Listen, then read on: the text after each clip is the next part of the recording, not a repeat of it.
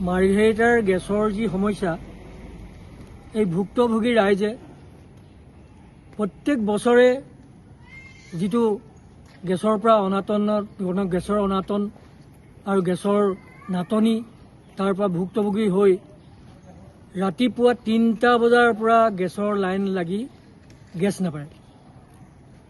আৰু তেওঁলোকে কি কৰে, আজি ধৰক যোৱা ৩ মাহৰ আগতে বুক কৰা গেছ আজি পৰ্যন্ত তেওঁলোকে গেছ পোৱা নাই। ইয়াৰ কাৰণটো বিচাৰিবলৈ গ'লে আমি দেখা পাইছোঁ যে এইটো গেছ এজেঞ্চিৰ যিসকল কৰ্তৃপক্ষ তেখেতসকলৰ গাফিলতি।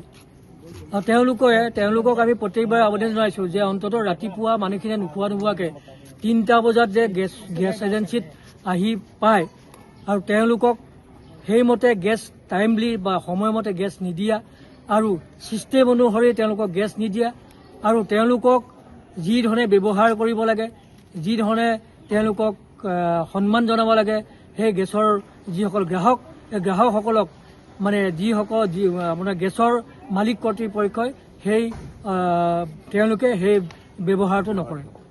তো বহুতো কষ্ট পাইছে, মনত কষ্ট পাইছে।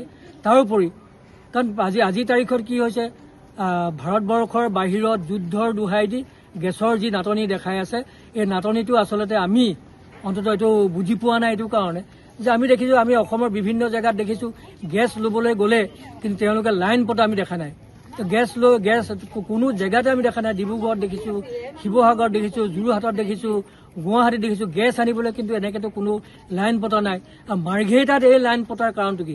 ৰাতিপুৱা 3টা বজাতে মানুহবিলাকে লাইন পাতিব আৰু লাইন পাতি পেলাই গেছ নাপাব, তাৰ পৰা যুদ্ধ লাগিব, মাৰপিট লাগিব, গেছ এজেঞ্চি ভাঙিব, তাৰপাছত গেছৰ হৈ লিখা কাগজ পত্ৰ ফালিবলগীয়া অৱস্থা যিটো হৈছে, তাৰ পৰিণতি এই ৰাইজে ভুগিবলগীয়া হৈছে।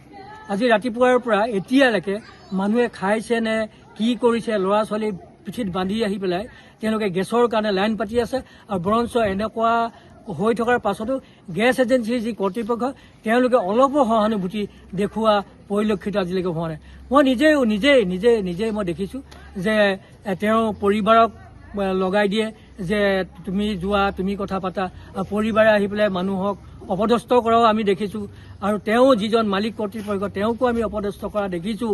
আৰু আজি আমি দেখিছোঁ যে এই যিসকল ৰাইজ আজি 200 মানুহ গোট খাইছে, প্ৰত্যেকবাৰে ৰাইজে গেছ আনিবলৈ যায়, গেছ আনিবলৈ যোৱাৰ পাছত গেছ নাপায়, আকৌ হুলস্থুল কৰে, আকৌ মিডিয়াসকল আহি পেলাই তাত গেছৰ হৈ লিখিবলগীয়া হয়। ইমান লিখাৰ পাছতো আজিলৈকে মাৰ্ঘেৰিটাৰ এই সমস্যাটো স্থায়ী সমাধান হোৱা নাই।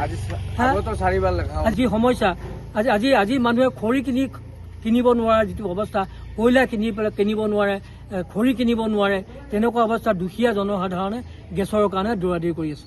স্থায়ী সমাধান হ'ব লাগে। সেইকাৰণে গোটেই সমগ্ৰ ৰাইজে, মাৰ্ঘেৰিটাৰ ৰাইজে আজি এখন স্মাৰক পত্ৰ আমাৰ মহকুমাধিপতি আমাৰ সমজিলা আয়ুক্তক দিছে আৰু তেওঁলোকে সভা কক্ষত মিটিং কৰিছে, আমাৰ ৰাইজক বুজনি দিছে। কিন্তু এই বুজনিটোৱে যথেষ্ট নহয়। 1 নম্বৰ কথা হ'ল, মাৰ্ঘেৰিটাৰ প্ৰায় 25,000 মানুহ ইয়াত আছে, 25,000 গ্ৰাহক আছে। গ্ৰাহকৰ বিপৰীতে এটা এজেঞ্চিৰ কোনো কাম নাই। অন্ততঃ 3টা এজেঞ্চি ইয়াত হ'ব লাগে মাৰ্ঘেৰিটাত।